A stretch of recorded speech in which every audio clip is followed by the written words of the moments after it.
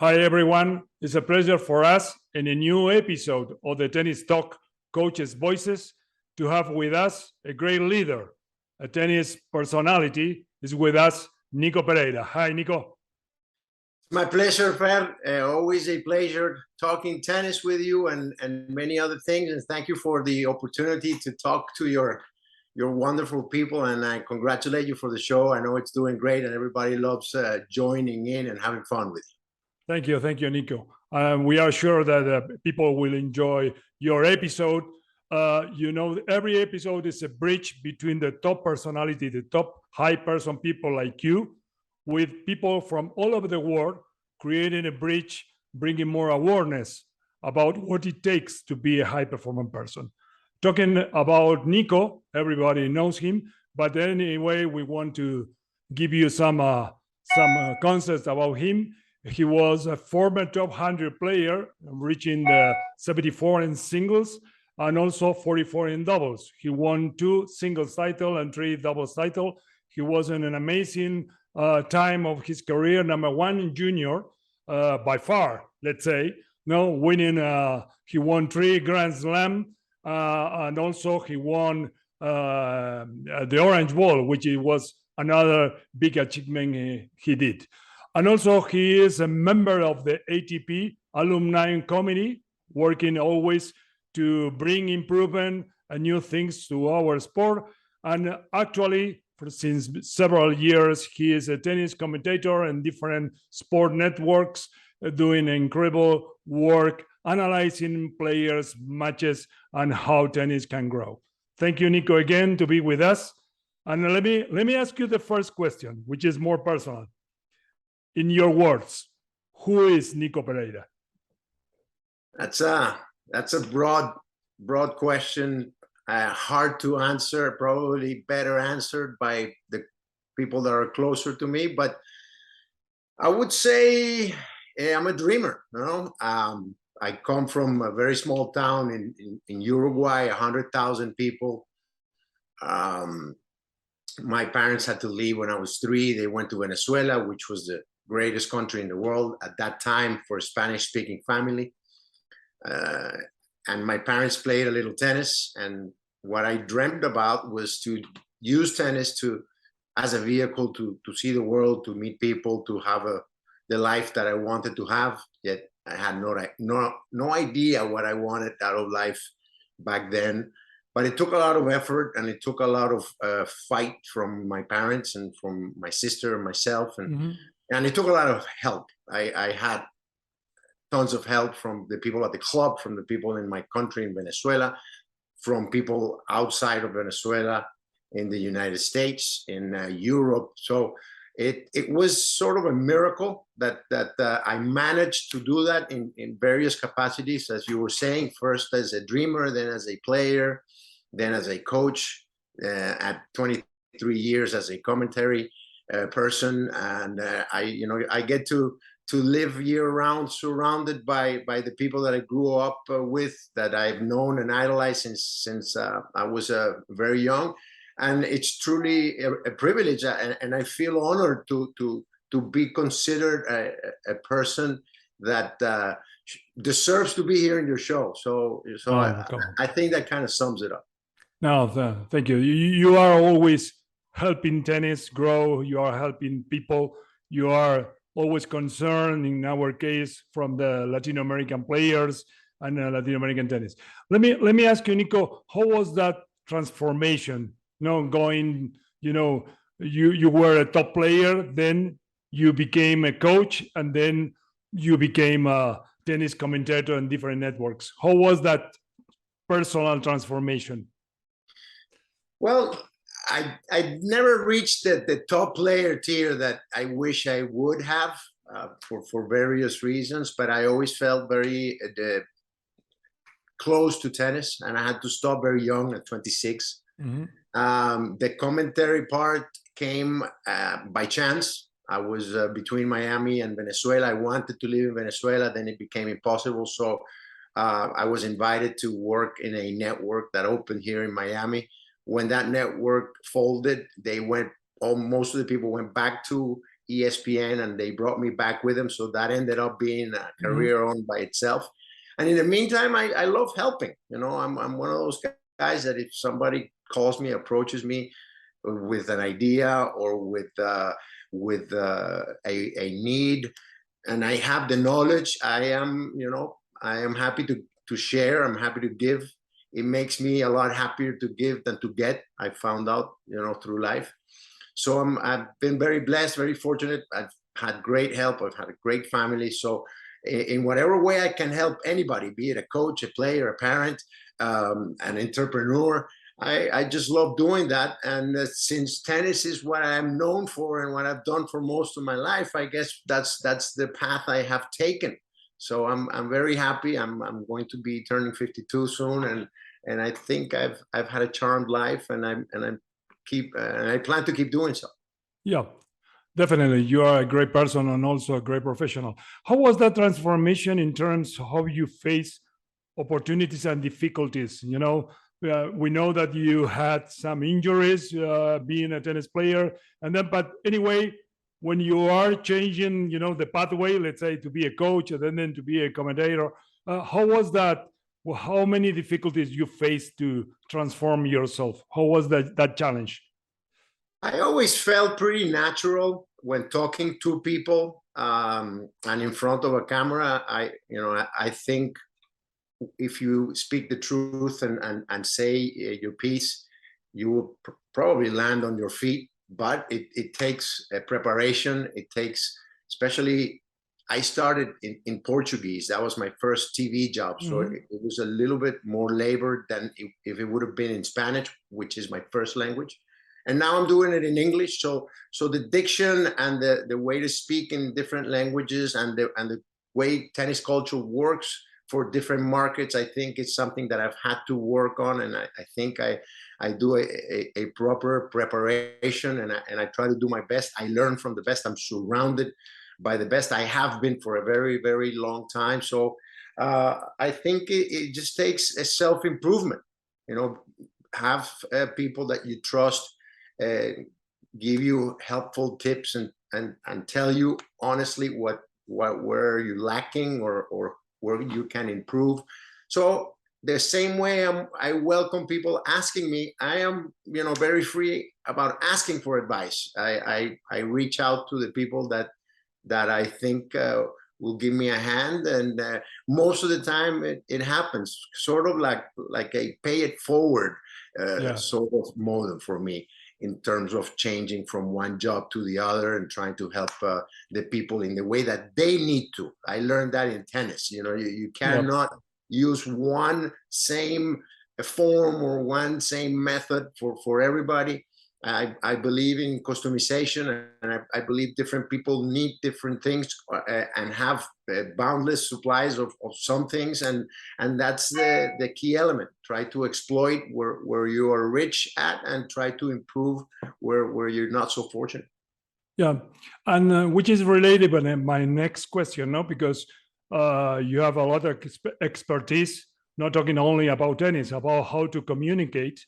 And let me ask you, Nico, how was that process in terms your main principles to be a high level, commentator, analytical person? You are doing analysis in matches, players, situation.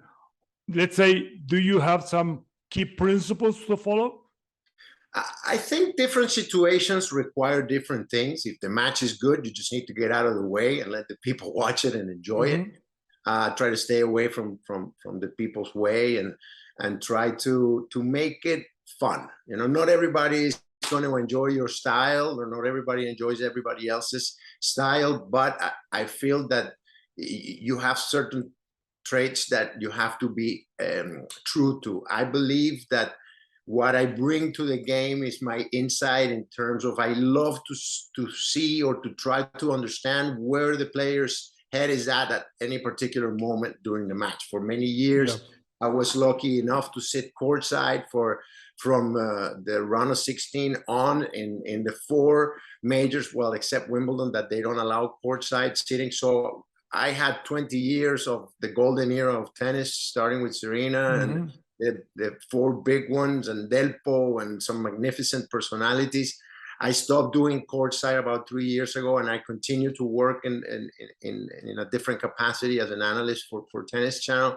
But I try to get into the player's head and try to communicate to the people, the viewers, something that it's not on the paper, that it's not on the records, it's not in the bio. That's where I think the richness comes, and that's the way I think I am most helpful to a commentating job. There is different styles of play-by-play. There are some that like to interact. There are others that prefer not to do so. So I believe it's the job of the analyst to try and mold himself or herself to the style of call, and then it's the producer's work to pair up different teams and see which ones work and which don't work so good. Very good one, Nico. The Tennis Talk Coaches' Voices and Leader Voices is about to create that bridge, and people can understand what it takes to be a high-performing person. No? And one of the key aspects of the episode is to talk about the importance of communication. That's why it's very important, your insights, because you are bringing the three different parts. You were a tennis player, you were a coach, and you are working in communications in another capacity, in another level. How much is important to understand the process with the player, how to communicate, being a coach or being, in your case, a person who is doing an interview, creating an atmosphere with them to try to reach, the key points of the match?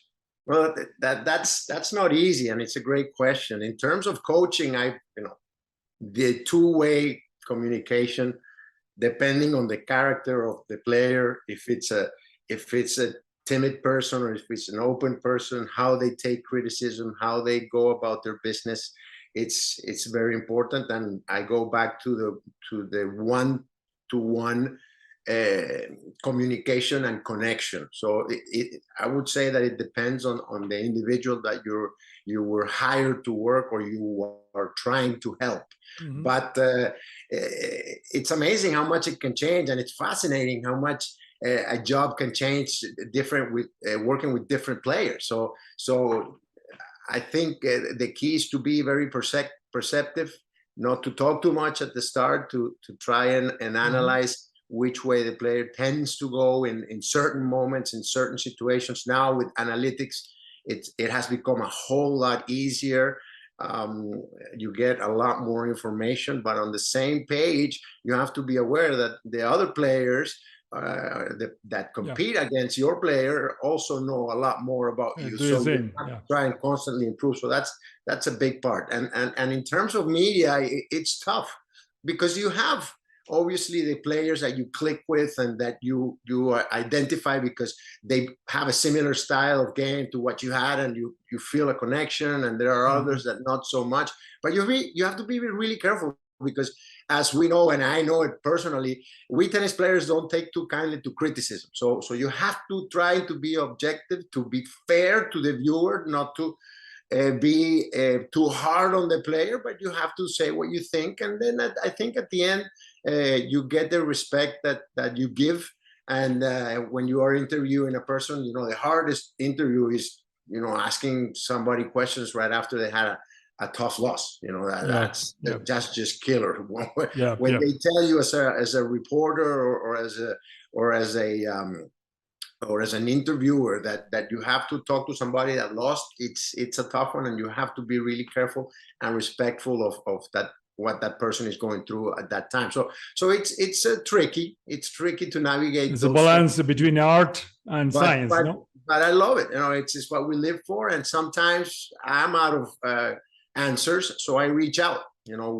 How would you handle this? I'm lucky enough to have great friends that have a lot more experience and are a lot better at what we do than I am. So I reach out, and I have no problems in asking. And most of the time I get by okay. No, I know. We know you are doing an incredible work on that, because a lot of is a feeling, is a perception, it's the honesty, transparency of you asking. And you are doing that, Nico. Let me ask you, because one of the key purposes of our show, our episode, is to bring also coaches to bring visibility, because many times people talk too much and let's say about what happened with the players, but coaches is we are a little behind. No, that's why it's important to listen what the coaches has to say, not only in terms of the matches. What do you think, how we can bring more visibility to the coaches? Because coaches, not probably wrong right now, but in the past were so behind of the player. I constantly emphasize, I don't think in tennis enough credit is given to the coaches. It's a hard job. It's like a producer's job on TV. They're behind the scenes, they're 24/7 with the players, away from their families, traveling to different countries. They have no control over what happens on the court. They have to be really careful. They're being paid, they're being hired by this person to tell them what to do.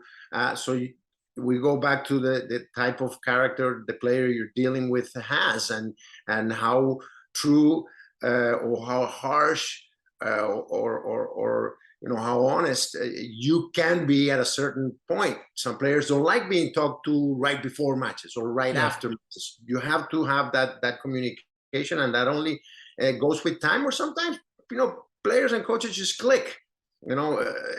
Sometimes a player just had been with a coach for a long time. They've done a great job, but it just after 4 or 5 years, the relationship grows stale, and in comes a new coach, and they tell him the same things that the old coach was saying, but somehow the chip falls in clearly. So that is something that you have to take into consideration. And then to answer your question, coaches deserve a lot more credit than they're given. I constantly, as an analyst, try to emphasize what each coach brings to each situation. Some do a great job, others not so much. Sometimes it's not even their fault, but that is something that ATP should focus a lot more. And they have, as I am a member of the alumni committee, a coaches committee was formed and not too long ago. I would say maybe about 8-10 years ago, and they do great work, and they've done a great job in bringing forth the importance of the coaches and improving the conditions and improving the communication. So I think ATP did a good job in that sense. They also created an agents group, believe it or not. That to me was I don't know how good of an idea that was, but you have to get along with everybody. But this coaching committee works really well. The guys give back a lot. They really go at it, and they meet periodically to try and improve the game as a whole. They are a very important part, and they should be treated as such. Yeah, and let me ask you, Nico, about you live the golden era. The players, Serena and plus Venus, plus the top 3-4 guys. And we can add Del Potro in terms of Latin America, almost in that level. How was for you, how big champions behave and how big champions are thinking? Which is the difference, let's say, in this kind of level of players from your point of view? I think the best just don't panic.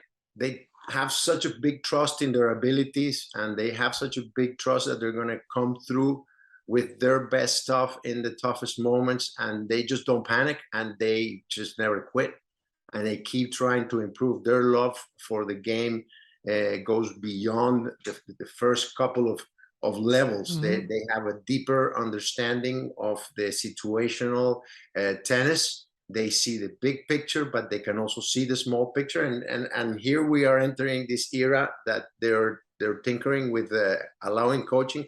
I personally don't think it should be allowed. I love the simplicity of 1 against 1 or 2 against 2 in the case of doubles, of people problem solving on their own inside the court. There is that big advantage that the players that have more money can hire better or more coaches. So I think with the entourages and the physios and the stringers and with the trainers and the agents traveling with them, it's already a big advantage for the big guys. But I just don't agree with allowing on-court coaching it's just my personal view, and I'm sure a lot of the coaches are not going to agree with me, but I just have that little soul of left of me as a player 30 years ago or so, and I believe the problem should be solved by the player itself, and I think that's the trend that I see with the Serenas, with the Venuses, with the Martina Hingis in her moment, with these unbelievable players we've witnessed in this last 20 years, is their ability and belief that at the end they will come out on top no matter what. They refuse to lose and they find a way to win. Yeah, and talking about, because you did respond to one of my next question about what do you think about the ATP rule, which was very clear your response. But going back to how the champions behave, no, if you have to talk with, let's say, junior player coming out from Latin America, Europe, wherever, which kind of value you can talk about, which are the key human values that every player can develop, let's say, to be prepared, to be adaptable, which kind of key aspect you can mention? I think honesty, brutal honesty, in terms of what you need to improve, what are you doing wrong, what you can do better. There are players that are physically, more gifted than others. There are others that are mentally more gifted. Play to your strengths. Try to be a well-rounded player, and then comes the honor part. I think tennis is an honorable sport. We know nobody's perfect. I, as a player, have made mistakes, and as a person, have faltered many times. I just try to improve every day and be a better person. And I think tennis brings that out of a lot of the people. And I think we've had some unbelievable examples in the last few years. And I think the kids are coming out smarter out of the box. I really do feel that tennis has a bright future because of the values that it instills in the youth. And even if they don't make it as a pro, and they're not in those lucky 200-300 people that can make a living playing tennis, it's very tough. But they have a sport for life, and I think I really do feel that the values that the game teaches as a game itself are you apply them to life, and you'll be fine. And plus, it's a great community. You have a worldwide community of people that if you reach out, if you're visiting, in my experience, it's been fantastic. And that's what it comes down to in life. I've grown up with these guys playing 10s, 12, 14 and unders, and now we might have different paths in life. But if I go to Australia and give a call to those buddies, most of the time, I would think and I would hope they would come out. And that's been the case because I kept traveling. And it's a brotherhood for life. And that is something that you don't find too often unless it's in a sport like that, because your buddies from high school, most of them, you don't keep in touch with. Now with the chats and stuff, it's more of a possibility. But the people you went to college with, or people you started your first job at. But this is a job that most of us have had since we're 8, 9, 10 years old. That's just the way I look at it. And I think that particularity of tennis is something that you have to talk to the youth about, and for them to realize that whatever faults you have as a person or with the character, everybody's going to know, because you can see it through your game, you can see it through your actions. You sleep in the same hotels, you go to most of the same restaurants, you spend days, years together. So I think that's character building, and I think that is one of the gifts that I appreciate the most about my tennis life. Yeah, and definitely, like you say, tennis is developing a lot of values. If you are a good tennis player, you can be in any kind of area of industry or business, because you are prepared, you are disciplined, ready to work, pay the price, many things which are very good for your life. And I think Nadal, Djokovic, Federer, let's say, they did a great example of keep learning, keep improving, be humble. I think for the new generations, and taking advantage of your experience, let's say on TV, talking about sport networks, about how is tennis.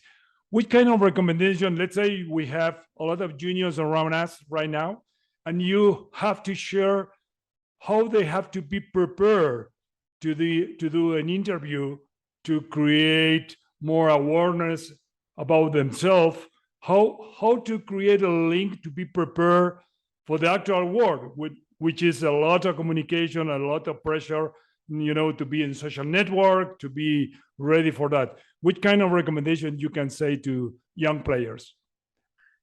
Well, first, to be themselves. I hate it when you go into an interview and the player just puts on a cassette or a tape in that sense, and they give you those answers. But that's the way they trained, or that's the way they feel they should go about it, because they're insecure about what they might say. But to a young aspiring professional, just be yourself. Be true to yourself. You have to be able to laugh at yourself. I think people appreciate that, and then to go back to business and try to correct the wrongs, and stay positive. Stay away from the negative stuff. It never helps anybody. Yes, you have to be aware of it, because that could be a source of inspiration, and that could be a source of power or of energy. But be very careful what you share in terms of negativity. It doesn't help anybody to be revealing their mistakes or their efforts. Most of the time, people will never find out if you don't mention it. So I think that's a good one to have in front of you when the cameras turn on. Yeah, absolutely. They have to be prepared for that, no?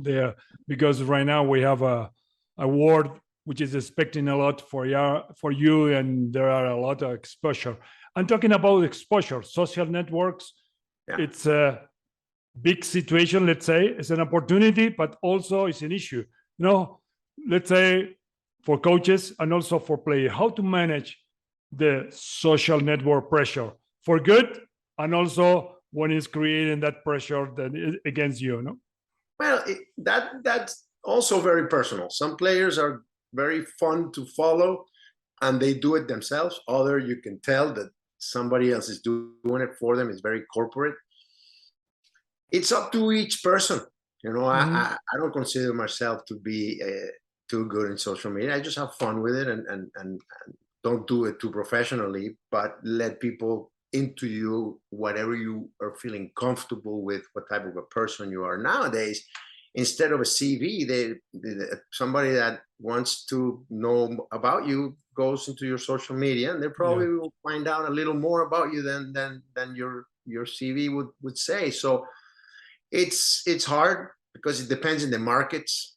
Some markets pay more attention, some pay less attention, what type of person you are, how private you feel you need to be in order to feel secure when you go out there. You don't want to be sharing too much stuff. I feel that those guys that, as we said before, made the difference and were the greatest of all time, they kept their cards pretty close to their chest, and I think that's a savvy move. I think the perfect example is Tsitsipas, a player that is great, a guy that is awesome with the media, that he loves learning stuff, and that's fascinating to me about his personality. He was making some great productions, but I think it was just started to take too much time away from him, and he realized it.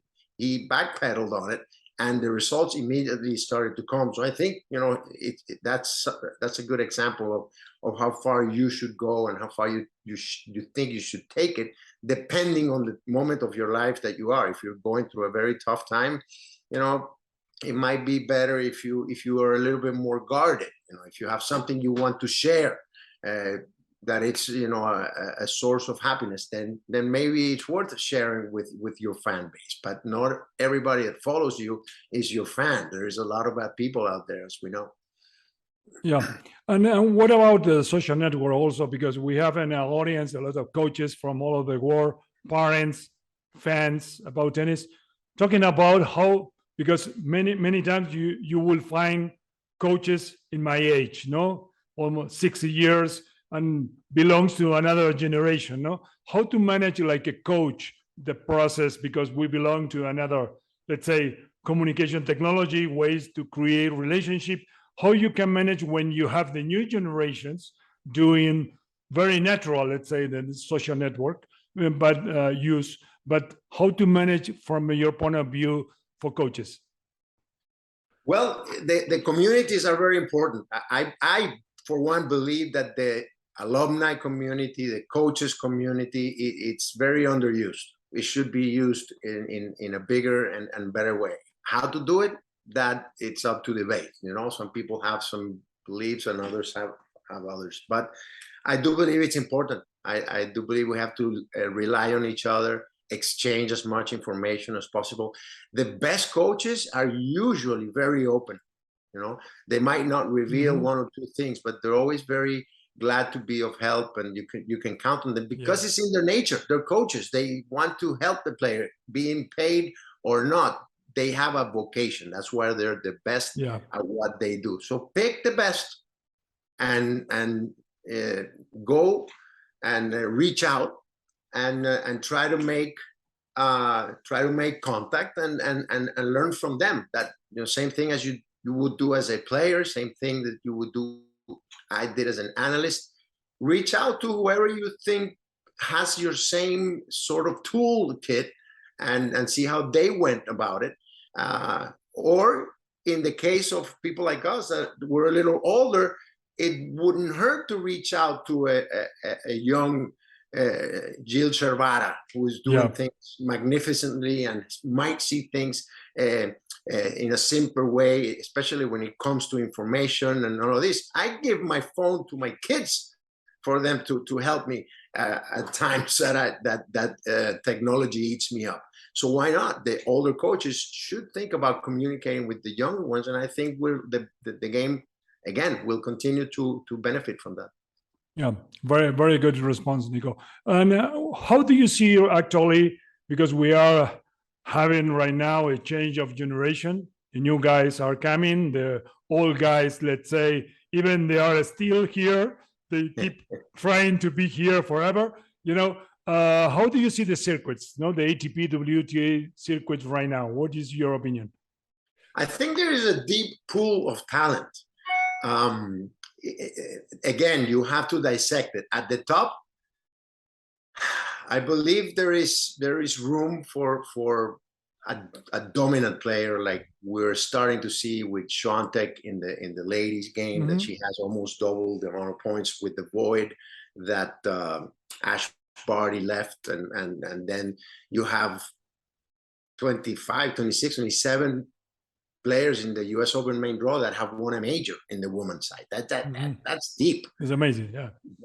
That's unbelievable. That's unheard of, you know, in the current years. And then in the men, you have a deep pool of talent. The American players are doing really well. I'm enjoying watching that because I've seen it since a young age then. But the Europeans have been dominating for the last couple of decades. Latin America is in a slump. We know the social and economic trials that we have down there. So we would have to dissect it in terms of areas, in terms of levels. Something very good is being done in Latin America, spearheaded by Horacio de la Peña. He got a sponsor to back a big number of lower tier tennis tournaments. Very good project. He did a great networking job there, and it's going to pay off handsomely. We have already seen it with the Cerúndolos, with the Sebastián Baez. So we need the events. Italy, 9, 10, 11 players in the top 100 and another 10 in the top 200 because they have tournaments. And all of these guys come from different places in Italy. That's a phenomenon that is worth studying. So it's fascinating. But I see tennis with good eyes. I like what I'm seeing. I sometimes wish the guys were not so fast, not so strong, not so powerful, not so consistent. I like to see a little imperfection, but the game is being played at a very high level, definitely. Yeah, absolutely. Nico, we can talk by hours, like always. Let me give you two more questions. You are a tennis leader. You are creating a lot of relationship through your work. You know what you are doing in different ways. And how we can create more growth in tennis, more people participating. What are your views on how we can create more improvements in our sport and how we can bring more people to know our sport, all the benefits that our sport produce, and how we can do that. Well, it's a lot of competition out there. Pickleball is growing, fastest growing sport in the US by far, 2 years running. Paddle is kind of making its way, and it takes a little bit away from tennis. That's just talking about sports that you play with a paddle and a ball. But tennis will always be king. I feel that in the sense of how classic a sport it is. And I think if leadership does their job properly, the message that we need to be unified, and we need to be a place where people go and feel well. Yes, rivalries will occur, but I think tennis is alive and well. There are some paths that I do not agree with so much, but that would be getting into a deep conversation about that. But in general terms, we need to put out the message that we are a community. Coaches, agents, players, ex-players, broadcasters, tournament directors, organizers. Yes, we might have different views and different needs, and we might want to split the pizza in different sizes, but we're all part of the same pizza. I think we should send that message out there, and I think we're doing a good job. The guys do a great job communicating. There is enough tennis on TV. Tennis Channel does a tremendous job in the United States, having tennis 24/7. ESPN does a great job in Latin America. Eurosport does a great job in Europe, as do the Asians and the Australian TV. We have personalities from all over the world. I always say that we could emphasize a little more in the personal side of the players, but sometimes there is just not enough room to go there. So the media, I think, is doing a good job. Media should spearhead this effort, because that's key. That's how you reach the most people. Yes, the people in the stadiums are the passionate ones, and they spread the word of mouth. But at the end of the day, the way that people are consuming tennis is it's here. It's on they're consuming everything there. So the streaming of the tennis has to improve, and I think that's the gateway for the sport to survive and to keep growing in the next few years to come. But I go back to technology. Technology is the key.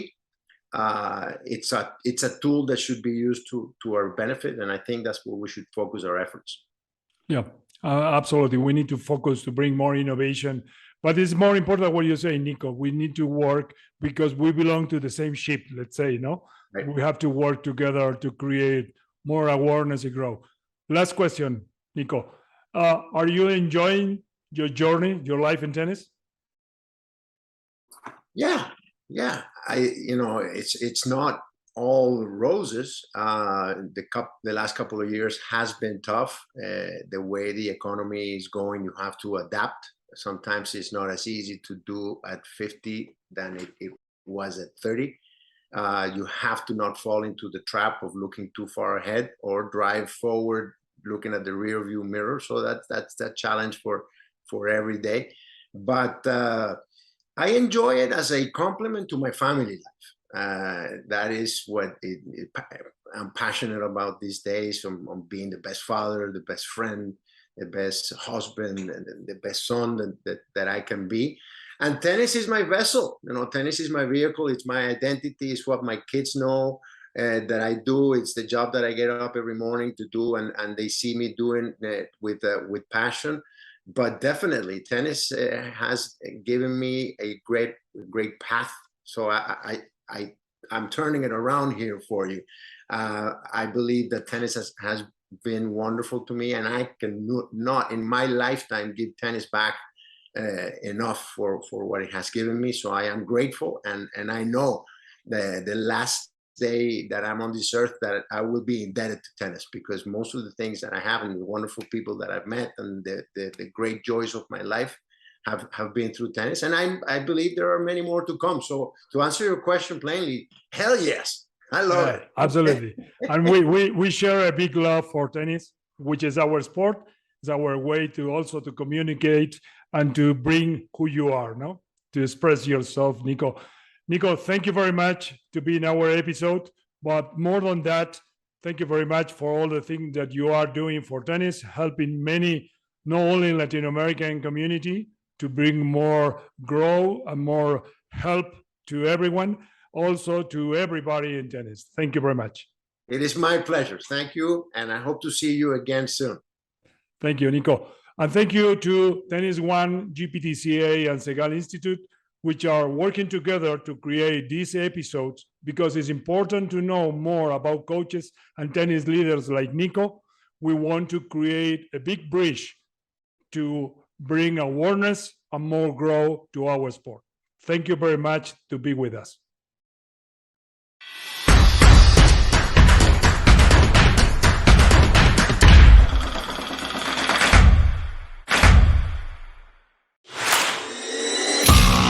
I am Alberto Castellani, President of GPTCA, Global Professional Tennis Coach Association. Learn from the best ATP coaches in the world. I hope that at the end of this course you will learn a lot of things. I hope that I will see you on the circuit with your player. This is the goal.